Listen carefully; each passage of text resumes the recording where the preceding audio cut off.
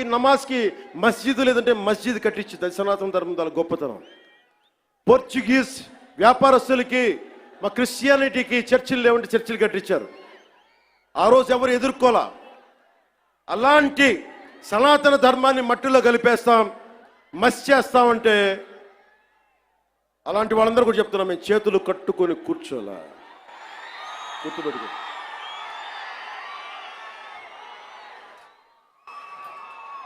సనాతన ధర్మాన్ని ఎలా చంపేశారంటే, మనకి పిరికితనం ఎలా ఆవహించిందంటే, రాజ్యాంగం తొలి ప్రచురణలో అంబేద్కర్ గారు రథసారథిగా ఉండి నడిపించారు దాన్ని.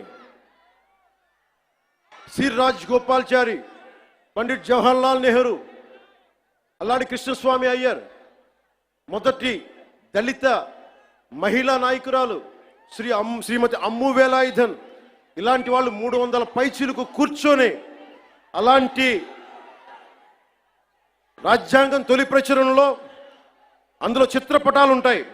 ఋషులు యజ్ఞయాగాదులు చేసే చిత్రపటాలు, కృష్ణుడు అర్జునుడికి భగవద్గీత బోధించే సారం, బోధి వృక్షం కింద జ్ఞానం పొందిన బుద్ధుడు, మహావీరుడు, 24వ తీర్థంకర్ ఆయన ఫోటోగ్రాఫ్, ఆయన చిత్రపటాలు, నటరాజు, అశోక చక్రవర్తిని బౌద్ధాన్ని ముందుకు తీసుకెళ్తున్న చిత్రపటాలు, సిక్కులది, ముఘల్ చక్రవర్తులది, అక్బర్ది, శ్రీరాముడు లక్ష్మణుడు హనుమాన్ భుజం మీద ఎక్కించుకునే, బజరంగ బలి మీద భుజం ఎక్కించుకొసుకునే చిత్రపటాలు. ఇదంతా భిన్నత్వంలో ఏకత్వం చూపించడానికి చేసిన ప్రయత్నం.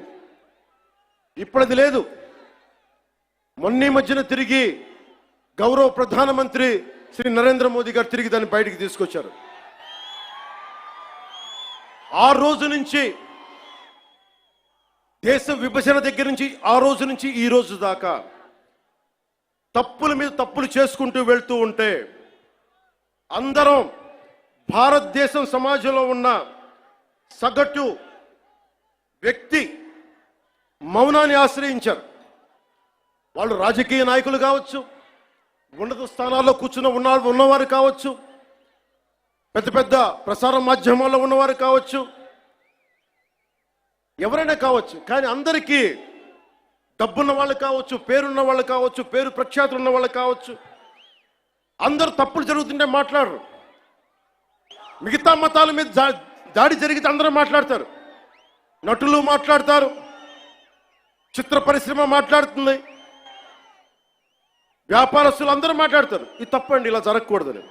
అదే సనాతన ధర్మం మీద జరిగితే ఒక్కళ్ళు నోరు మెదపరు. If there is an attack on Sanatana Dharma, this so-called big wigs of in every way, every area, in every domain, they want to be politically right.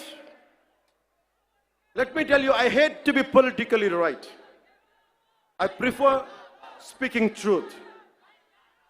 In words of Rashtrakavi Ramdhari Singh Dinaka, let me tell you, जो सत्य जान कर भी न सत्य कहता है या किसी लोभ के विवश मूक रहता है, उस कुटिल राजतंत्रिक धैर्य को दिक्क है.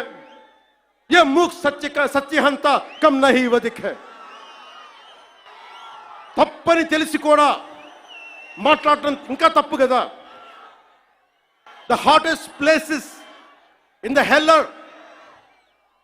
the hottest places in hell are reserved for those who in times of great moral crisis maintain their neutrality.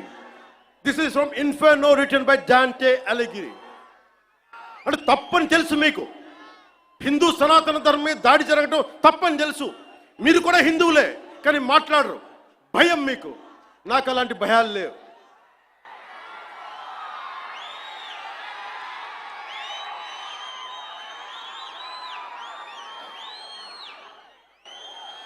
తప్పు జరుగుతుంటే ఎంతకాలం ఊరుకుంటాం?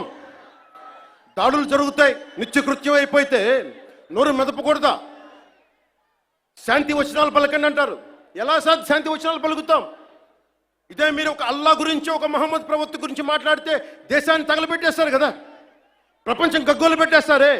మరి హిందూ ధర్మం మీద దాడి జరిగితే హిందువులుగా మేము నోరు మెదపకూడదా? మేము మతోన్మాదం అయిపోతామా? If there is an attack on Sanatana Dharma, do we have to keep quiet? Is it a sin to raise our concern?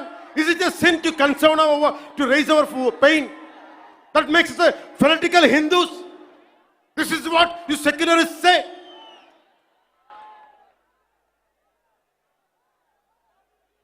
మీలాంటి వాళ్ళ కోసమే రామ్ధారి సింగ్ దినకర్ జరిపింది. नेता निमग्न दिन रात शांति चिंतन में, कवि कलाकार ऊपर उड़ रहे हैं गगन में. यज्ञाग्नि हिंद में समझ नहीं पाती है, पौरुष की ज्वाला रोज बुझ जाती है.